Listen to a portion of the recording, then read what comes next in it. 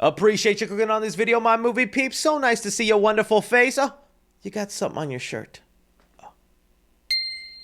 That was me grabbing your chin and winking at you.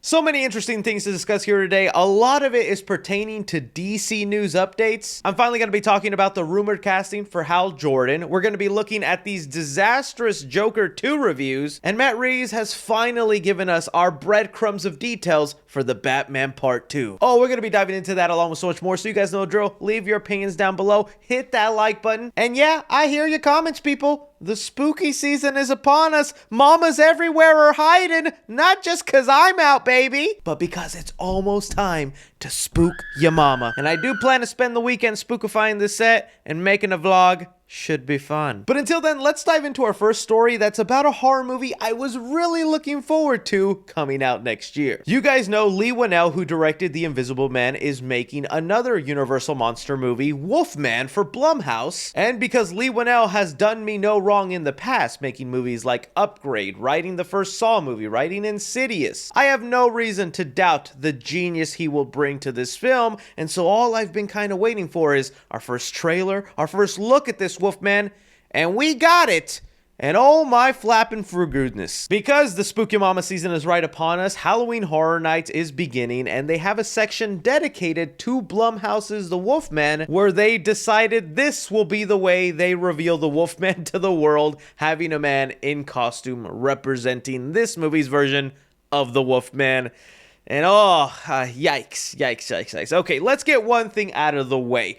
We know this is a guy in a costume. It's going to look a lot more professional, detailed, and just overall better in the actual movie as opposed to a guy who's just meant to be around a theme park and scare your little kid. This is still what the design they're going with, and nowhere in here am I seeing Wolfman. I mean, you could have shown me and I would have thought this was just an old man who got a zombie virus, or just a person that belongs in the Wrong Turn franchise. I'm always down to see a new, unique look for a Wolfman design, but this, it screams Blumhouse fumble, and lately, they have been on a streak of Blumhouse fumbles. It's also led people to go, yep, this is a January movie, of course, because this film was originally supposed to come out October of this year, but the Venom movie and a lot of other high-profile films coming out seemed to make it too crowded for it, so they moved it to January. The only thing keeping my hopes up is the fact that this is Leigh Whannell, and this is going to be another winner. I remember people doubting his Invisible Man, and people ended up loving it, myself included. So yeah, I'm not really happy with design. I did hear one person theorize there may be going a completely different route with this movie. Like, what if in this film a person just gets bitten by a wolf who has rabies, and it does create this sort of like zombie wolf virus in them, and it's going for a completely different kind of Wolfman story, maybe one more realistic and grounded, and that kind of saved the design for me. Okay, yeah, if this is like some sort of advanced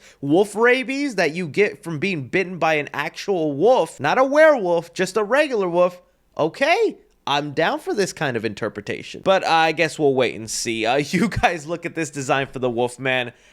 Can you at all salvage this? Are you going to give it a chance? Or do you think dead on arrival? Bringing us now to talk about basically all DC stuff. We got a lot of updates in the DC universe. Let's start off with Green Lantern. Earlier this week, we got a report from Nexus Point that has recently become super reliable when it comes to DCU news. Like, for real, this guy is in James Gunn's inner circle, leaking out details, and you know James Gunn is pissed. They've reported stuff in the past that's ended up becoming true, so whenever they talk about something in the DCU, you want to pay attention. And well, the latest thing they let us know is that Josh Brolin is the front runner and is currently being offered the role of Hal Jordan for the Green Lantern HBO series. Now, we have other front runners that we'll talk about here in a sec, but right now, Josh Brolin is the main one. It's going to be up to him whether he takes the job or says, no thank you, then they go to these other people. But just looking at Josh Brolin, I am mixed, man. I have nothing against Josh. I liked him as Cable. Great voice as Thanos. But I'm not crazy about him as Hal Jordan. I always found Hal Jordan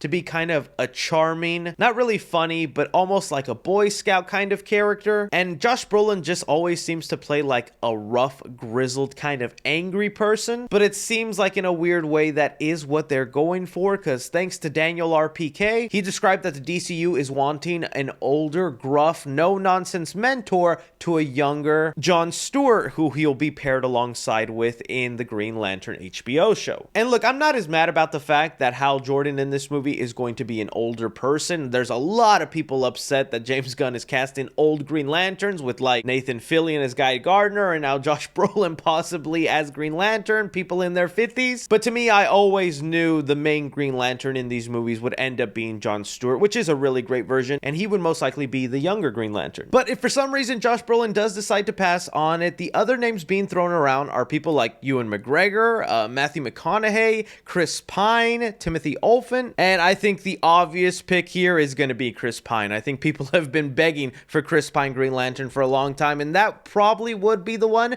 to make me the happiest, because he still kind of gives off that younger energy. If not low-key, I'm going to say Ewan McGregor. I feel like he could for sure pull off a Hal Jordan, but I've seen other people say Matthew McConaughey, Timothy Olyphant. I'm honestly just more interested with the Green Lantern story in general. It's supposed to be like a detective mystery where it's Hal Jordan and Jon Stewart investigating a murder in like a rural part of Earth, and they uncover something that's going to shock the whole DCU. It's taking inspiration from shows like True Detective. We'll see how things turn out, but right now, I kind of am hoping Josh Brolin passes on it because some of these other faces fit more Hal Jordan to me. But what about you guys? Bringing us now to talk about Joker 2 Fettuccine DiGiorno. The movie has recently premiered at a film festival where it's actually gotten some mixed reviews. Let's start off looking at some of the positives and then some of the negative ones. We have one here that says, after watching Joker, I need some time to process. It wasn't what I expected, but in the best way possible. Todd Phillips and Scott Silver took a bold creative leap. The film feels like an indie art house film in a lot of ways. Joker 2 is practically a mix of a prison and courtroom drama blended with a musical. It's dark and intense. We have a review here that says Joker defies all expectations. The jukebox musical features raw, engaging performances from Lady Gaga and Joaquin Phoenix. I do feel it will divide audiences, but at its core, it's an intriguing look at the duality of Arthur Fleck and the Joker. A review here that says Joker is a bold, daring, and mesmerizing masterpiece. Joaquin Phoenix continues to amaze as Arthur Fleck, while Lady Gaga delivers the best performance of her career thus far as Harley Quinn. Todd Phillips has truly upped the ante in almost every way with this sequel. So looking at these, there's definitely people coming out really enjoying the movie, mesmerized by it, enjoying the musical aspect, thinking the performances were great.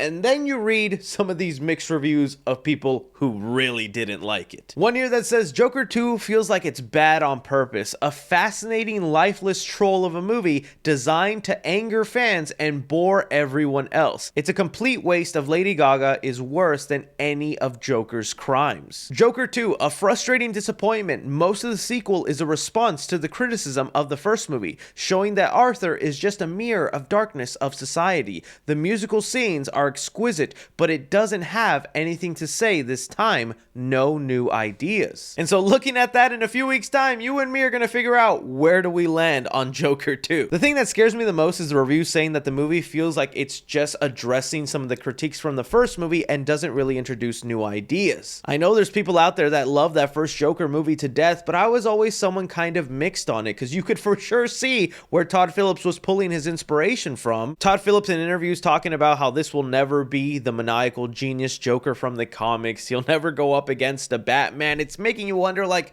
are these even really Joker movies or just a movie about a crazy person wearing the Joker outfit? Which is a popular theory, and for some reason that redeems the movies for some people. Oh, he's not the Joker, he inspires the Joker. So, I don't know. I guess we'll see. But how are you guys feeling on these mixed reviews for Joker 2? Moving on now, talking about another Elseworld story in the DC universe. The Batman. Oh, I cannot wait to find an excuse to re-put on my Batman outfit and do crazy dumb things for you guys. And we have been on a dry spell where we have barely gotten any information about this sequel, but now Matt Reeves has spoken up. In promotion for the Penguin series coming up, he's of course being asked about the Batman Part 2, and in every little interview, he's revealing more and more stuff. Some things that are making fans mad. Starting off with the basic idea for what Matt Reeves wanted to accomplish with the Batman Part 2, he says, it's another mystery in the Batman 2 that's going to dig into the epic story about deeper corruption, and it goes into places that he couldn't even anticipate in the first one. The seed of where this goes are all in the first movie, and it expands in a way that that will show you aspects of the character you never got to see. Batman is constantly battling these forces, but those forces can't be entirely exercised. So the next movie delves deeper into that. And yeah, that kind of makes sense, especially when Matt Reeves came out and said that his Batman movies were called like the Batman Epic Crime Saga. And if you look back at that first Batman movie, you can get an idea of what he means about the clues and seeds laid out for what will come to pass in Batman Part 2. Things like the secret murder of his parents, his mom being in an asylum. It's like there's deeper things going on here, and some people are predicting the Court of Owls, which, yeah, that'd be kind of cool for them to tackle. Another interesting thing he says about the movie is that we will not shift focus away from Batman to the villains. Batman will continue to grow as a character as these movies continue on, saying a lot of the times what happens is you establish the Batman in the first movie, and then the next movie is the Riddler's movie, or the Joker's movie, and the Rogues Gallery takes center stage. I wanted to find a way to keep Batman as the central arc of these movies. That's something I'm also loving to hear. I don't mind the villains getting a good story arc or taking a little bit of the focus away, but you gotta admit, Matt Reeves as the Batman has a lot of growing to do, particularly when it comes to that Bruce Wayne part, which isn't really there. We're thinking that's going to be a huge focus of the Batman Part 2, is now that the Batman has figured out he needs to be a symbol of hope, Bruce Wayne needs to come out of hiding and also do some good for the city and build up that persona, which is kind of what I'm most excited for in the Batman Part 2, is seeing Robert Pattinson's Bruce Wayne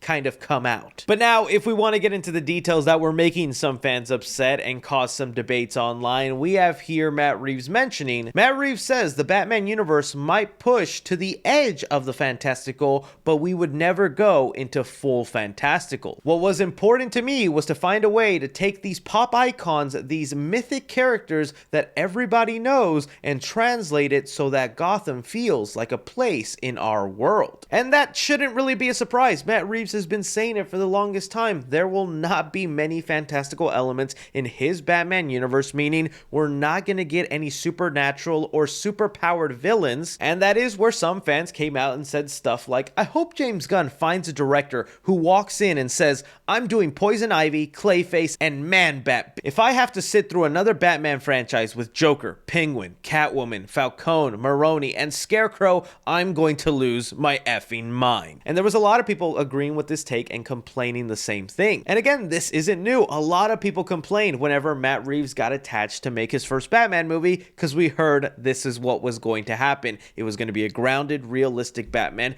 just like Christopher Nolan did. And people are ready to go back to the days of like Batman Forever or Batman and Robin. As weird as that may sound, people want to see those versions of Batman done in a serious way. I'd be right there complaining with these people and getting mad if I didn't already know James Gunn is going to give us that in the DCU. He hired director Andy Muschietti, who did The Flash. He's gonna give us a Robin, Damian Wayne. He's gonna introduce the Bat family, and that's gonna be the Batman that has all the super-powered villains, the supernatural stuff, the weird things. And hopefully it is done right, but a lot of people have their doubts because, again, it's the director of The Flash. You know, lately, if you're a fan of The Flash and you like that movie, you gotta go into witness protection because they will just come at you and bully you for liking that movie. I am one of them. Controversy and nonsense aside, I found The Flash entertaining. Not the best comic book movie ever made, but I didn't hate that film. I think what people are more pissed about is the fact that you get someone like a Matt Reeves, who is a clear, talented, real serious director who could probably do something so cool with a supernatural, fantastical Batman story, but he chooses not to. And then you have someone like Andy Muschietti, who's already created a divisive comic book movie, uses a lot of CGI, has interesting choices for looks in a movie.